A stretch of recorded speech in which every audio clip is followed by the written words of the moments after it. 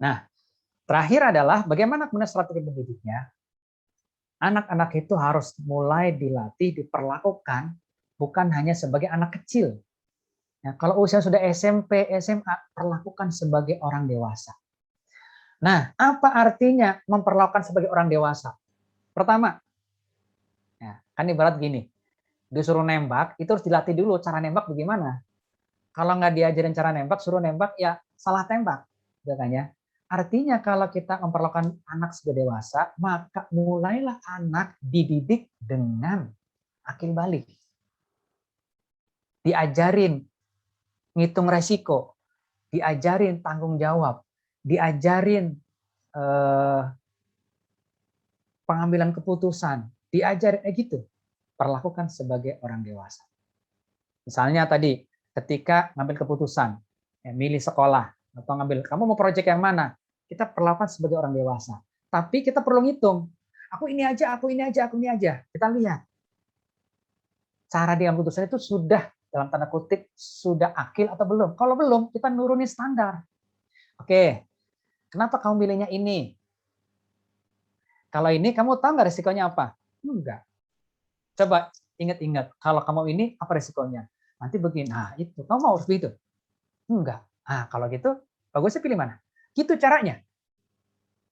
Jadi, begitu kita memperlakukan anak sebagai dewasa, ternyata dia nggak siap, nah kita harus nurunin.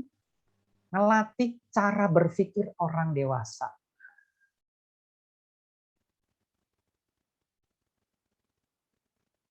Misalnya di rumah, aku sekolahnya pengennya sekolah negeri aja deh, atau sekolah pesantren aja deh.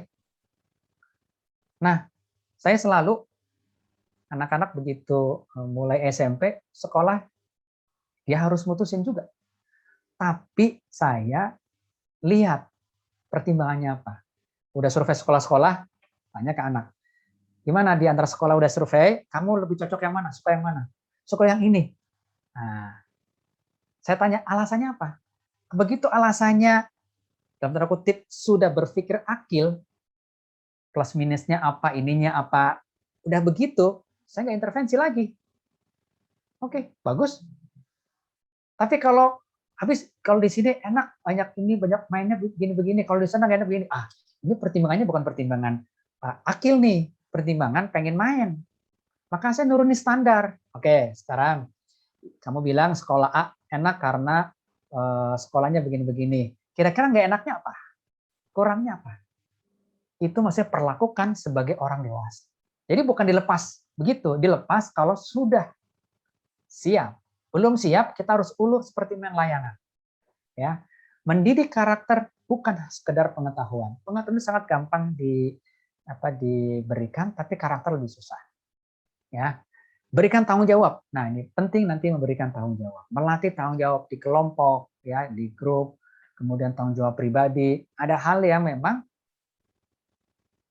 harus dipegang tanggung jawab, diambil.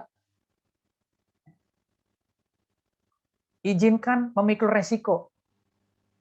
Ya, hal-hal yang kemudian punya resiko, di awal kita jelasin. Kalau A resikonya begini, B begini.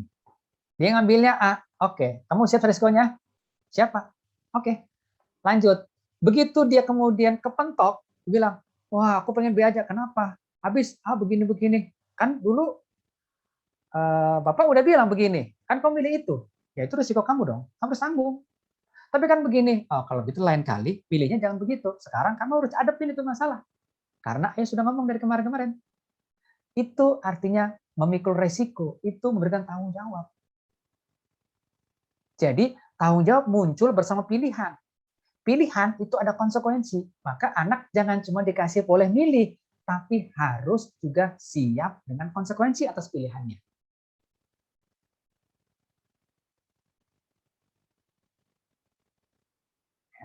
Satu hari anak saya mau beli handphone. Dia bilang, aku perlu handphone yang agak canggih, tapi supaya murah aku beli second aja deh. Kemudian temennya yang jual handphone bagus. Berapa harganya? 1,5 juta. Oke, terus duitnya kamu gimana planningnya? Aku nggak punya duit deh, boleh nggak pinjam dulu nih, ntar aku ganti. Kamu ganti gimana caranya? Aku kan jualan fundraising. Berapa lama? Ya setahun deh. Saya tagih terus.